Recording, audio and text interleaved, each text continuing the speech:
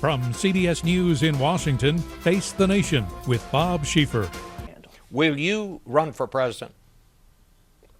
Well, look, my focus is on the challenges facing this country right now. It's on the Senate. My focus, for example, is on the abuse of power from the president. Let's take something like the IRS scandal.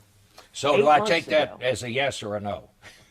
Or still thinking about it? What you can take that as is that my focus is standing and fighting right now in the Senate to bring back jobs and economic growth. Economic growth is my #1 priority.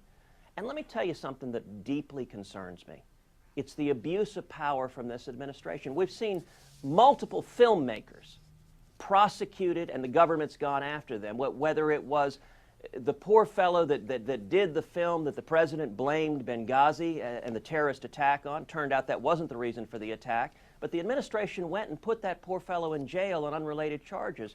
Or just this week, it's been broken that Dinesh D'Souza, who did a very big movie criticizing the president, is now being prosecuted by this administration. Senator. Bob, can you imagine the reaction if the Bush administration had gone and prosecuted Michael Moore and Alec Baldwin and Sean Penn? Senator. It should trouble everyone that this administration uses government power and the IRS in particular to target their enemies. And you're talking in a few minutes to Chuck Schumer. We're going to leave this He's for another calling day, on the Senator. administration. Thank you so much for joining us, and we'll talk to you again.